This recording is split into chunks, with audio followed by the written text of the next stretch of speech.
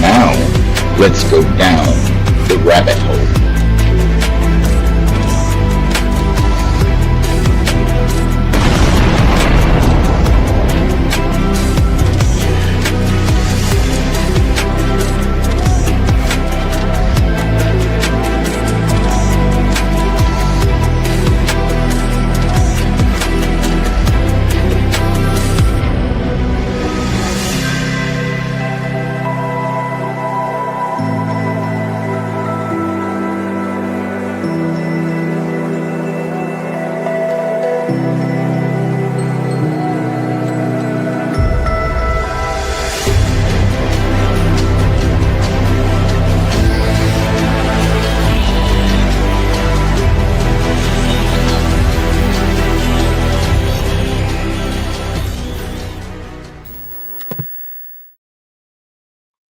I'll tell you right now, I am excited to do this live.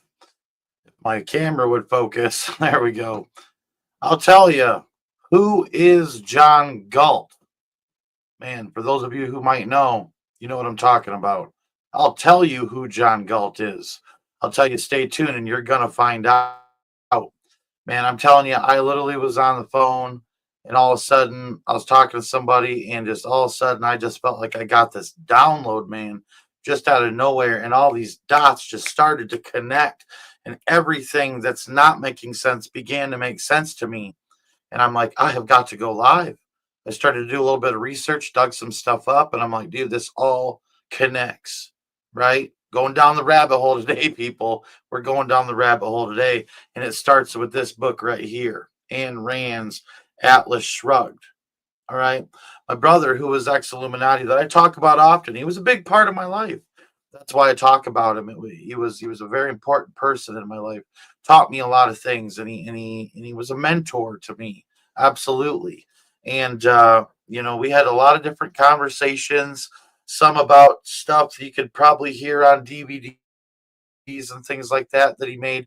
But there's a lot of other things that we talked about that weren't on any DVD. And this book was one of those things.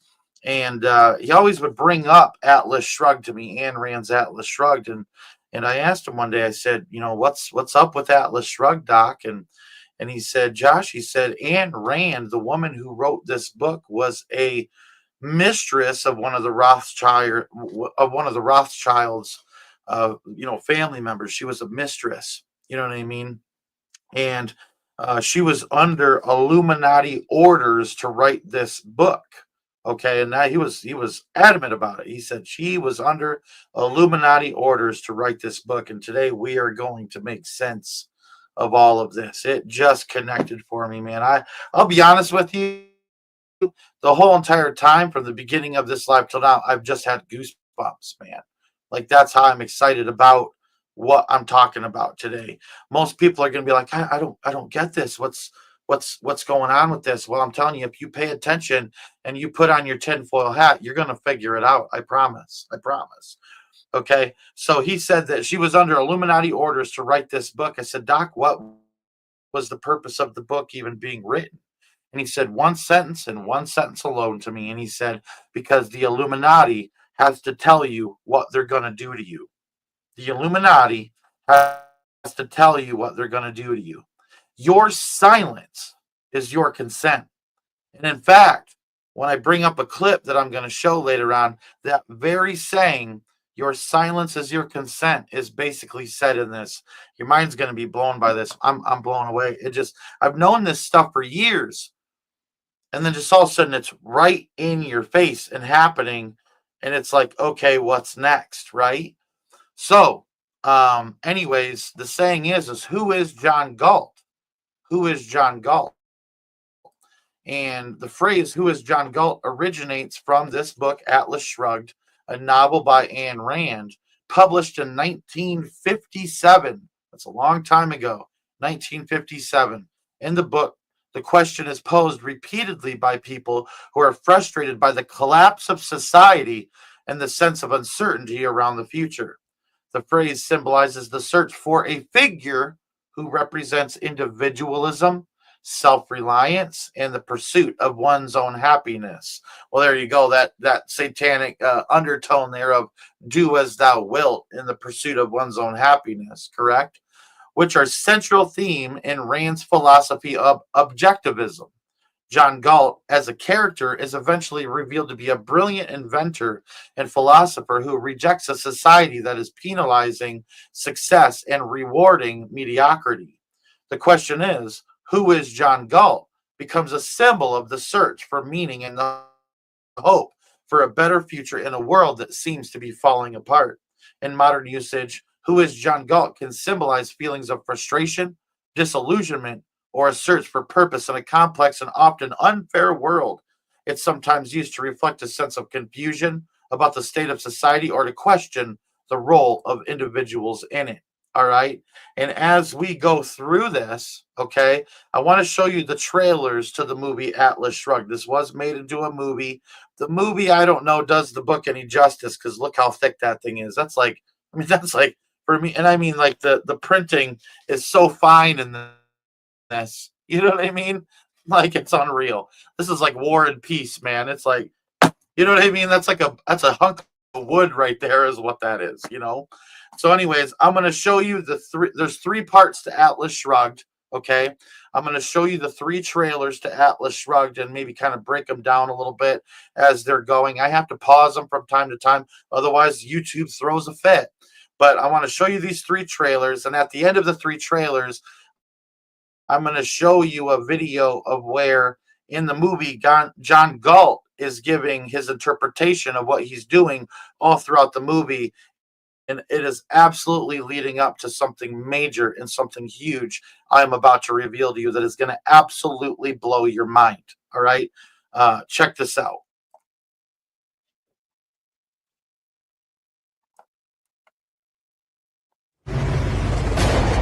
Midas Mulligan. Who's asking? Someone who knows what it's like to work for himself and not let others feed off the profits of his energy. Who are you? We found a note. What did it say? It said, "Who is John Galt?" And so the saying begins, who is John Galt? And I'm gonna tell you who John Galt is.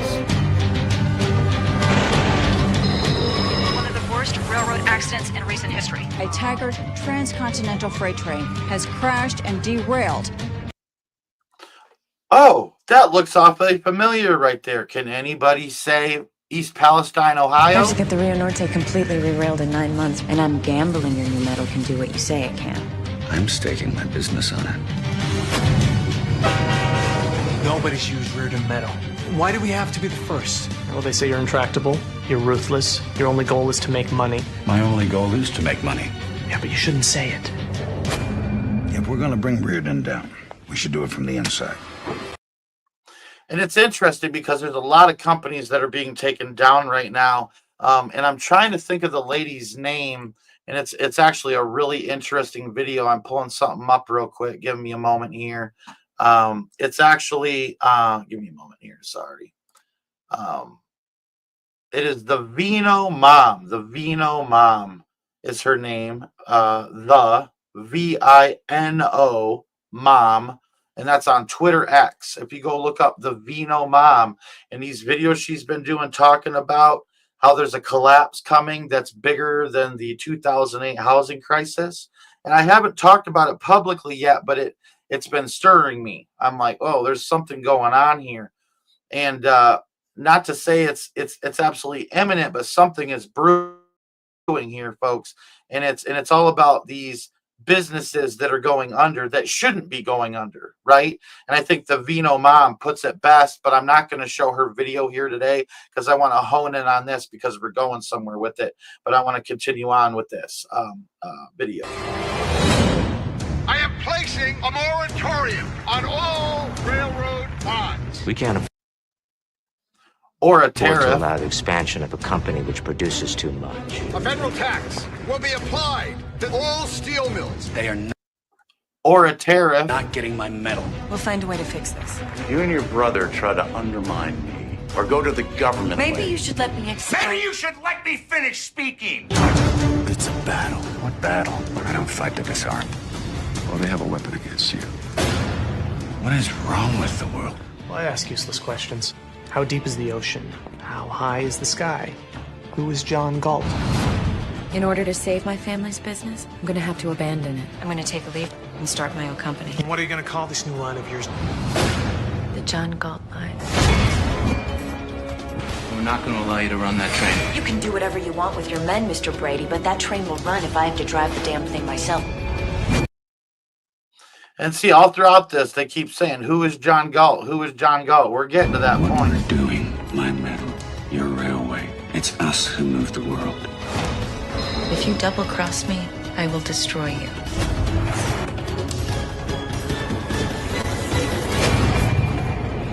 To a successful business partnership. I'll drink to that. So that's just the first of 3 parts that I'm going to show you here. And it's leading up to a 4th video that I want to show you that's extremely important.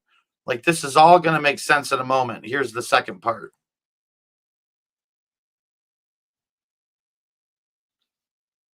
To protect the security of our fellow citizens. For the duration of the national emergency, that the statutes of Directive 10-289 shall remain in effect. All copyrights shall be transferred to the federal government. Ooh, the government taking possession. Look at that. All wages and other forms of income are hereby frozen. Frozen, all right, was what he was going to say. And can you say Agenda 2030? It's all happening so fast. I won't be a slave. You say you and Henry Reardon found it? A device harvesting limitless energy without fossil fuels. We're so close to having something they won't be able to fight. They will try like hell to stop you. Ms. Taggart, I think everyone agrees that capitalism doesn't work. You don't understand the power they have. The government takes what they want and taxes what they leave behind. What are these? An interesting concept in this movie that they don't show in the trailers is as John Galt emerges and begins to make an effect on the world, his saying is in the movie is, I'm going to stop the motor of the world. And all throughout this 3-part series, you find out that it's about infrastructure slowly coming to a halt. And it just continues to build and build and build. And what's interesting is that in the book and in the movie, like, it comes to a point where there's a energy crisis, right? And in the movie, I think there's a point in time where they're filling up a car with gas. And I it's been a while since I saw the movie, but it is free on YouTube. They have all 3 parts on YouTube free with ads. So you can watch this movie. It's an absolutely boring movie for the most part. If you could pay attention the whole time, you will grasp the concept of the predictive programming within it. But there's a time where the gas to put in a car costs like $300 to $400 for a full tank of gas. And there's even an Illuminati card called Energy Crisis. All right. And so their goal towards the end of this thing is to shut down the travel on back roads and highways and isolate things to train travel, pushing people into major cities, 15-minute cities. You know what I'm saying? I mean, there's a whole agenda, and it's each piece is being put into place bit by bit by bit. And I'm going to tell you who's moving key things into position right now, and it's not who you think. And I'm telling you, I'm going to show you this. You're going to have to decide which side you're on. It's obvious that drastic measures have to be taken.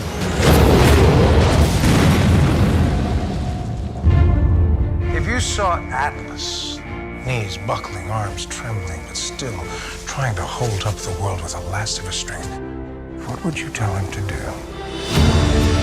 Where are they? Anyone who could make a difference. I'm sitting next to her.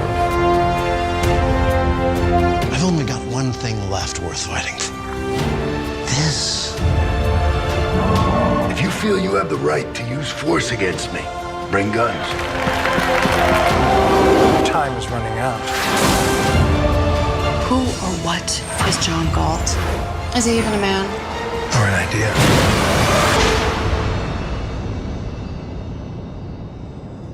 Are you ready?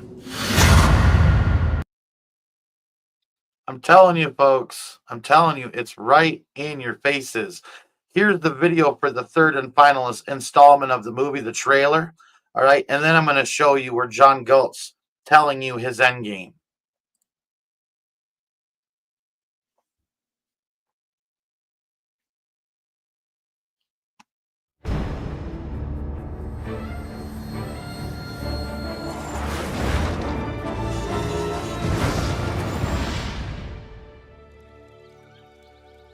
Don't move.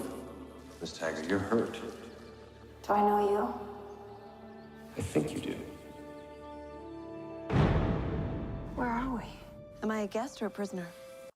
And look, and what's interesting, in the movie, John Galt is gathering up all the smartest people, all the smartest minds, all the CEOs, all the doctors, all the scientists, all the people who are movers and shakers in the world, and they're disappearing one by one by one.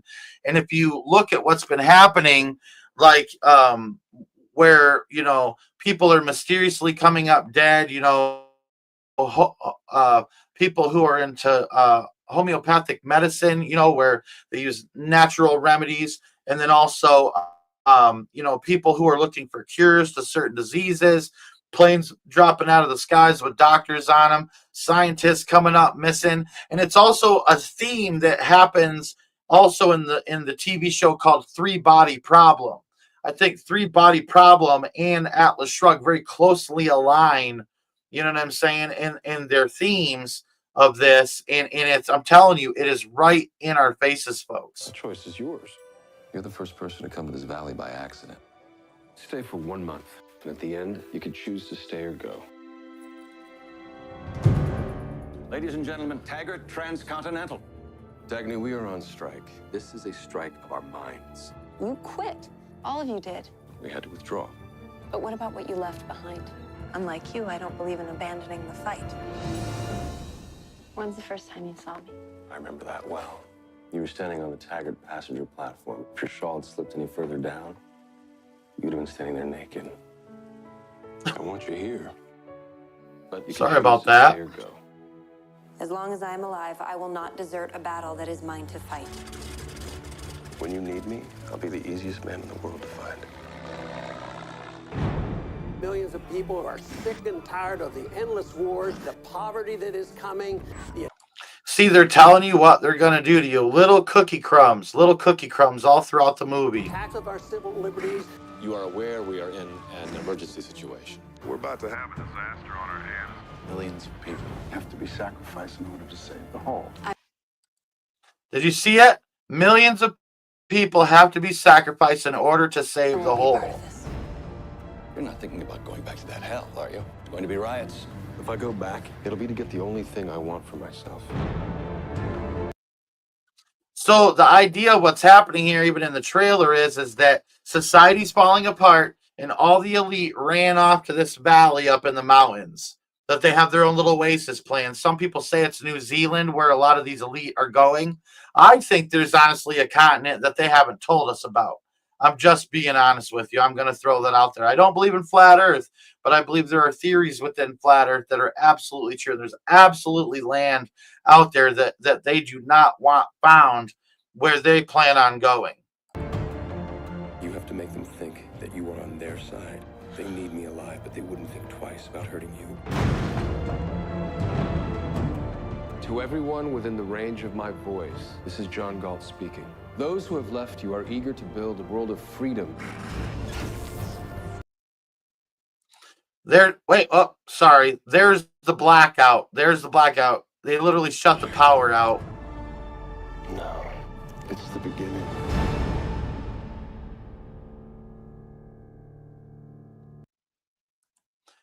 So they said this is the end, but she's like, no, this is the beginning of the new world order that they're trying to put into place. All right. Now, this next video, it's a little lengthier. It's 4 minutes. Bear with it. You're gonna want to hear what this dude has to say. But this is the guy in the movie that plays the character of John Galt. After this video, I'm going to reveal to you who is John Galt right now, okay? And I think it's going to blow your minds who he is in the similarities between John Galt and himself. Check this video out. Ladies and gentlemen, Mr. Thompson will not speak to you tonight. His time is up. For years you've asked, who is John Galt? You've asked that question in despair and resignation as factories closed, goods became scarce, jobs disappeared. Your lives are becoming more difficult as the life force of your world is draining away. You have asked that question without expecting an answer. I'm here to answer it. This is John Galt speaking. Mr. Thompson won't tell you the truth about the crisis in your world. And there is a crisis brewing, I'm telling you. Have you noticed that as everything around you seems to decline, one thing still grows? It is the power of your rulers. None of their plans and directives have solved your problems or made your life better. And I want to say this real quick. This sort of mentality, objectivism, that is one of Ayn Rand's philosophies. It's really one of the Illuminati's philosophies, because she was under Illuminati orders to write this book and eventually become a movie like this. All right.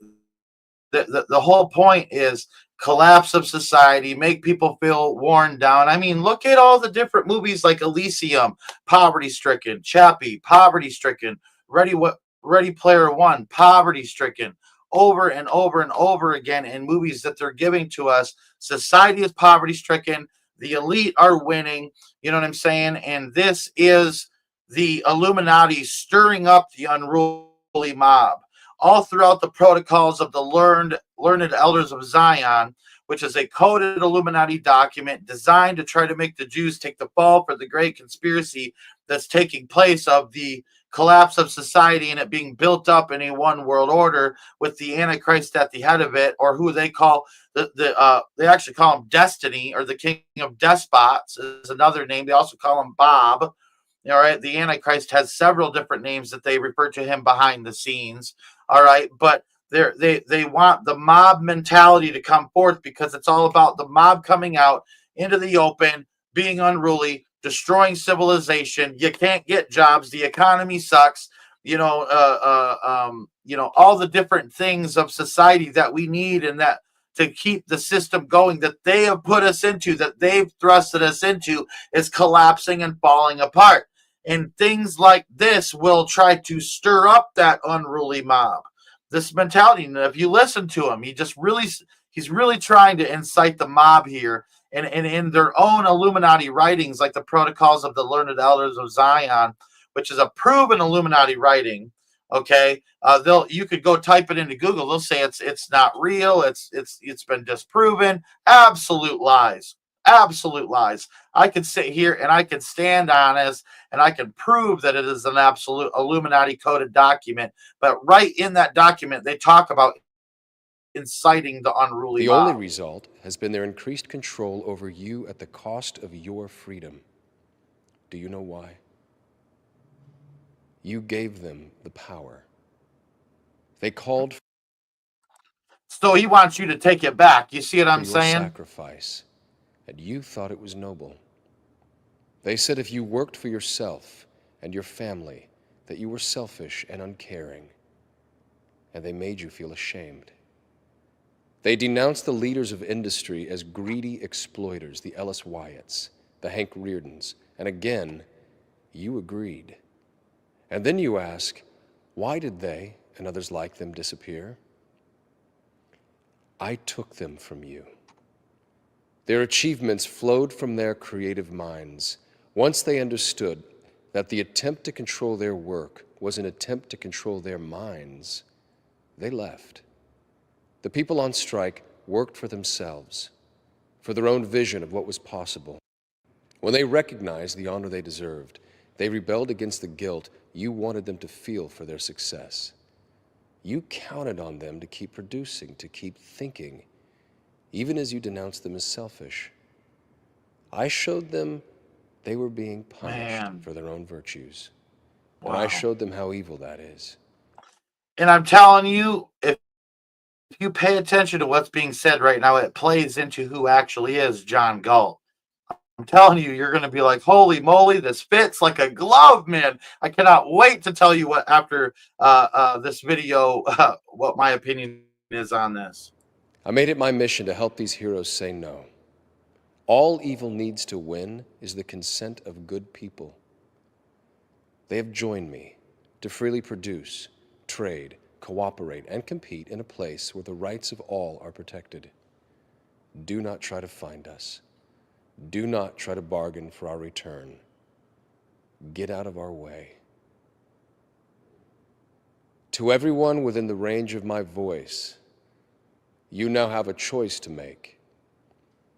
If you decide to support the notion of sacrifice enforced by the state, your game is up. Your world is in a downward spiral, and you will ride it down to destruction. But if you share the values of our strike, if you believe that your life is a sacred possession for you to make the most of, if you want to live by the judgment of your own mind, not edicts from the state, then follow our lead. Do not support your own oppressors. Stop letting the system exploit you. Form your own communities on the frontiers of your crumbling world. Your rulers hold you by your endurance to carry the burdens they impose, by your generosity when you hear cries of despair, and above all, by your innocence which cannot grasp the depths of their evil. The world you are living in is the world they wanted. Leave them to it. Those who have left you are eager to build a better world, a world of freedom and opportunity, a world based on mutual respect. In that world, you will rise in the morning with the spirit you knew in childhood. Oh, rise in the morning with the spirit you knew in childhood. Who else says that? Lucifer?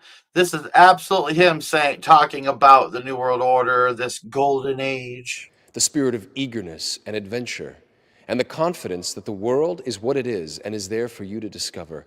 In that world, you will not receive alms, nor pity, nor forgiveness of sins, but honor, respect, and justice. Don't let the fire go out spark by irreplaceable spark in confusion and despair.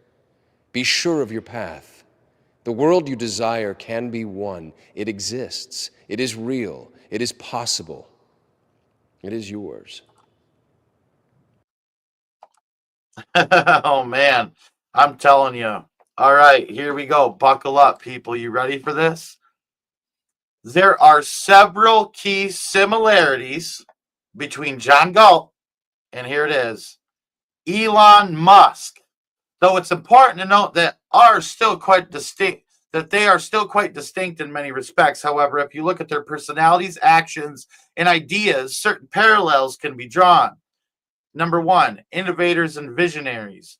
John Galt in Atlas Shrugged. Galt is a brilliant inventor and a visionary who believes in the power of reason and individual achievement. His inventions and ideas are central to the novel's plot, and he seeks to create a world that rewards innovation, intellect, and personal merit. Elon Musk is often described as one of the most innovative entrepreneurs of his time. He is behind groundbreaking ventures like Tesla electric cars, SpaceX, private space exploration, and Neuralink neural interfaces.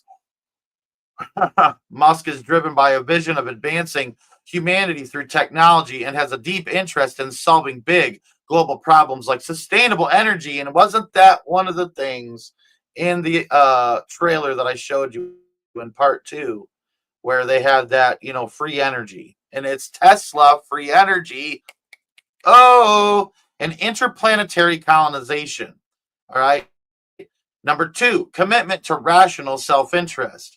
John Galt believes that people should act in their own rational self-interest, that they should create value through their intellect and creativity and not sacrifice themselves for the needs of others. In his view, self-sacrifice is destructive, and people should pursue their happiness there's that satanic undertone of do as thou wilt again, and prosperity through productive work.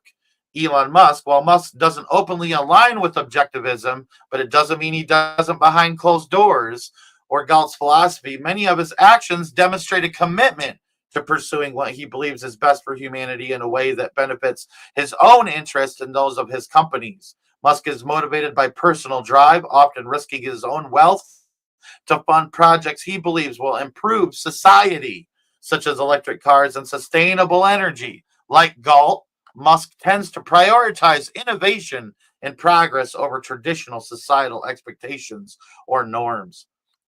Number 3, challenging established systems. John Galt is the ultimate anti-establishment figure in Atlas Shrugged, rejecting a society that rewards mediocrity, collectivism, and governmental control. His strike against the world's leaders and institutions is meant to force a new societal structure based on individualism and merit. Elon Musk has a similarly challenged established industries and institutions such as automotive, aerospace, and energy sectors. He has defied conventional wisdom by making electric cars mainstream, launching private rockets to compete with government agencies like NASA, and working to shift the world towards a sustainable energy. His companies often disrupt established industries and question traditional ways of doing business, reflecting a similar spirit of rebellion against outdated systems, just like John Galt. Individualism and self-made success. Number 4, John Galt is the embodiment of the self-made man. He rejects the notion of relying on others, and his success is entirely the result of his own ingenuity, intellect, and hard work. Elon Musk, his success is also largely self-made. While he had some initial capital from his involvement with PayPal, Musk took significant risk with his ventures and built his wealth through his own initiatives. He is a strong advocate for personal responsibility and innovation, often pursuing projects that align with his own vision rather than conforming to traditional expectations. Number 5, focus on the future and technological progress. John Galt, his innovations in Atlas Shrugged are revolutionary, designed to push humanity forward and free it from the constraints of the past. He represents a forward-looking philosophy that values progress over tradition. Elon Musk shares a similar focus on the future, whether it's making life multi-planetary, which plays into the video that I did 2 videos ago about Agenda 2048, right? All right, making life multi-planetary, the lie of Satan to the elite. Remember what I talked about with SpaceX, or transitioning the world to renewable energy with Tesla. There's that same thing, sustainable energy, free energy. Tesla invented free energy, and then in John Galt's the part 2 in Atlas Shrugged, John Galt is all about free energy. Here we go. Is constantly focused on creating technologies that will shape the future. His long-term goals, such as colonizing Mars and advancing artificial intelligence, are grounded in the belief that humanity must continually evolve to thrive. What's also interesting is, as Elon Musk stated that when they started to create artificial intelligence, that it was waking up the demon, was his quote. Number 6, controversial and polarizing figures. Oh man, ain't he a controversial figure? John Galt, as the ultimate figure in the book Atlas Shrugged, Galt's ideas are highly controversial, and he is viewed by some as a hero and by others as a dangerous individualist. His refusal to compromise for the sake of others' welfare makes him a diverse character. Elon Musk also often courts controversy with his outspoken views on various topics and unorthodox management style. His behavior on social media, as well as some of his business decisions, have made him both a polarizing figure and a source of inspiration to many. Like Galt, Musk is not afraid to push boundaries or challenge established norms. All right. Number 7, both represent the ideals of capitalism and meritocracy. John Galt in Atlas Shrugged, Galt represents the idea of a pure meritocracy where the best and the brightest rise to the top based on their abilities, intellect and productivity. And that's why they're going to maintain humanity under 500 million in perpetual balance with nature. And it says that right on the Georgia Guidestones and in my intro. That's why I show you. That's why they had to detonate a bomb destroying the Georgia Guidestones to cover up their tracks. All right. He believes that capitalism, when properly implemented, is the best system for fostering human achievement. So it's going to be a rat race for what you can produce for the New World Order. It's not going to be communism like some people think. I don't believe it. I don't believe it. I believe that is a distraction. All right. And it was a means to the path to get to their ultimate form of capitalism. Elon Musk is a product of capitalist systems and has achieved great success within them. He advocates for free market principles and believes that competition and innovation drive progress. His ventures, such as Tesla, are meant to prove that entrepreneurship and technological advancements can flourish in a capitalist society. All right. Conclusion. While there are clear similarities between John Galt and Elon Musk, particularly in terms of their individualism, innovation, and views on societal progress, it's important to remember that one is a fictional character and the other is a real person. Or are they? Are they? In Atlas Shrugged, John Galt's endgame revolves around creating a new society. Does that sound familiar? Built on the principles of individualism, reason, and rational self-interest, free from the corruption of collectivism and government control. His ultimate goal is to revitalize human progress and achievement by encouraging the best minds, the thinkers, creators, and innovators to withdraw from a society that he believes punishes excellence and rewards mediocrity. The strike of mind, Galt's most significant action, is his strike of mind, where he and other like-minded individuals stop contributing their intellectual and productive labor to the world. He encourages society's most brilliant inventors, businessmen, and creators to withdraw their talents from the world, effectively shutting down the engines of innovation and productivity. The strike is meant to demonstrate the vital importance of the creators in sustaining society and to expose the unsustainable nature of a world that punishes individual achievement and rewards dependence and mediocrity. And isn't that happening right now? Because that's why people are having such a hard time finding jobs, even though there's jobs to be had, but nobody's hiring for some reason. It seems like businesses are thriving, even though they're still falling apart and closing their doors. You see what I'm saying? Like over and over and over and over again. These parallels are right in your face, happening right now. And we haven't even gotten into the U.S. debt clock and how the U.S. debt clock pushes this same agenda with the secret window pictures. You see what I'm saying? And all throughout those secret window pictures, it talks about a transference of wealth that's about to take place to a digital system. And all throughout these pictures, there's this symbol of X, X, X. And when the secret window went away for a while, the U.S. debt clock went over to Twitter X, where Elon Musk is. All right. And we've already done a whole video on the Durst family and the connections between the Durst family and the Trump family and the Kushner family. And in return, there's now connections, especially to Elon Musk. I can bet you $100. I'll bet you $100 on that. There is. All right. Everything is unfolding right before your eyes. And just like last time when Trump was in power, it seemed that as if it was part of the purpose to pacify the people who could stand up, like the ants that could stand up against the grasshoppers, right? And it seems like once again, that's beginning to take place right in front of our eyes. I'll be honest with you. I don't trust anything right now. Something really shady is going on. I'm telling you, I feel it in the pit of my stomach. There's something brewing, and it's not good. It's not good. I don't know if we're going to see it before we go home to be with Jesus in the pre-tribulation rapture. But remember, harpazo is all about being caught up out of harm's way, being literally yanked out of harm's way just in the nick of time. All right. It seems like a good place to end this video. Something for all of you to think on. May God bless you all. May he keep you. And please don't forget to go out and change this world in which you live. Now, let's go down the rabbit hole.